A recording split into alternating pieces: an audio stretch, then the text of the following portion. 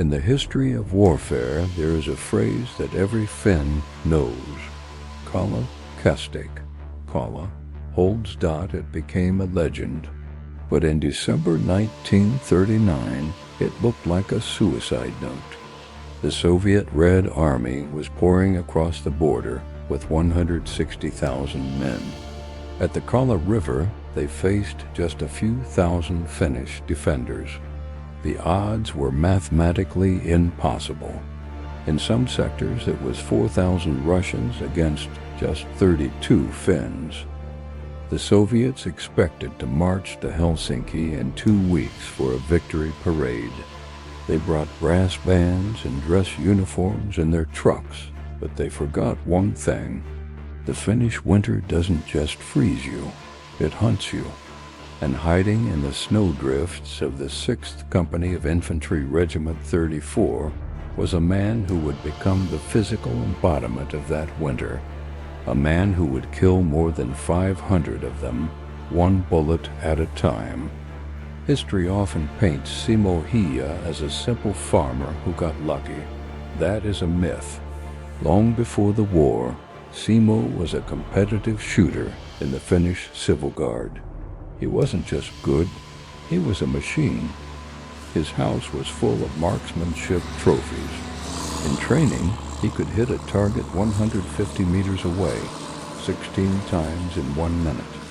That is one shot every 3.75 seconds, bolt action, with perfect accuracy. He knew the forests of Rotjärvi because he had hunted them since he was a child. He knew how to track moose, how to wait for hours in silence, and most importantly, how to disappear. When the war started, he didn't take a modern scoped rifle. He took his own dot, an M2830, known as the Pistikkorva, or Spitz. It was a Finnish modification of the Russian mosin-nagant. Crucially, the sights were different. The Finnish rifle had a rear sight notch and a front blade that allowed for incredible precision without a scope.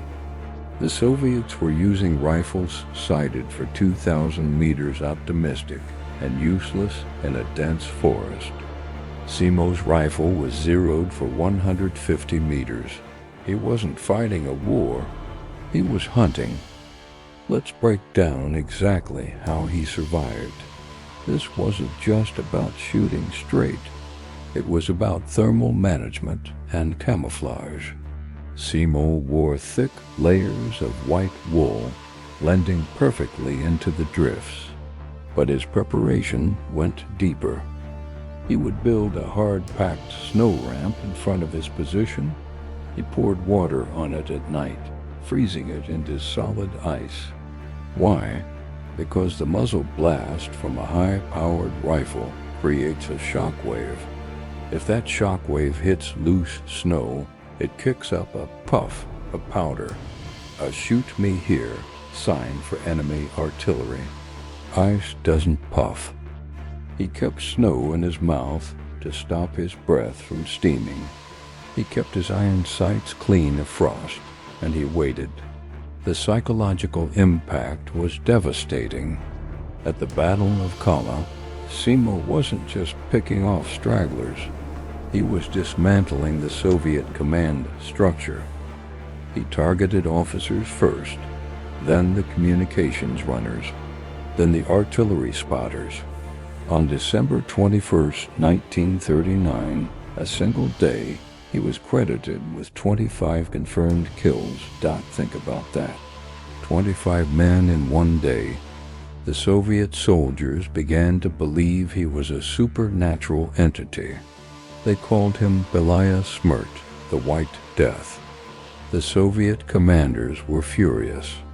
A single man was pinning down entire battalions. They tried everything to kill him. First, they sent counter-snipers. Simo killed them. Then they tried reconnaissance by fire.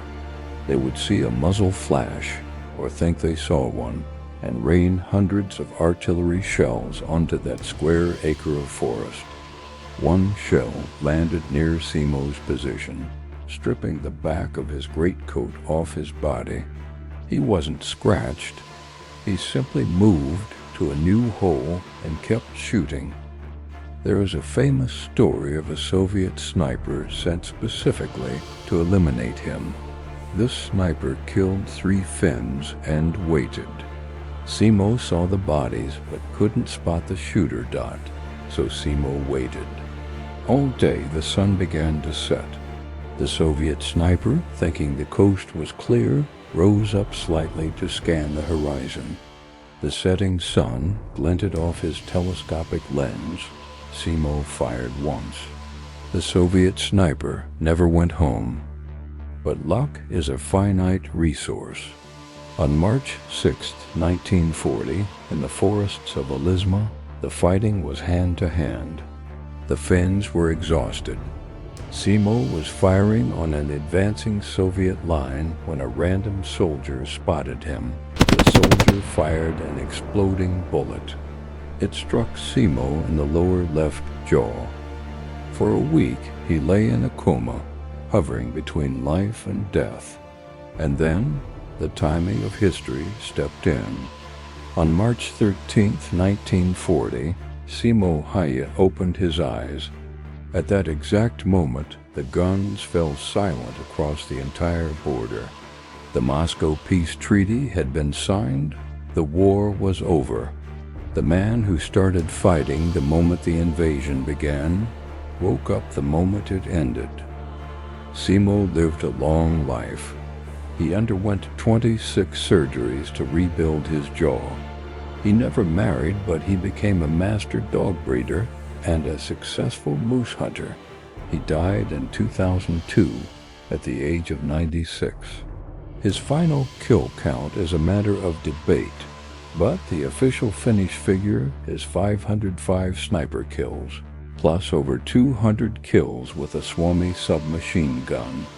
That puts his total near 700. But Simo never bragged. He never wrote a book about how tough he was. When people asked if he regretted killing so many young men, he gave an answer that sums up the tragedy of war perfectly. I did what I was told to do as well as I could.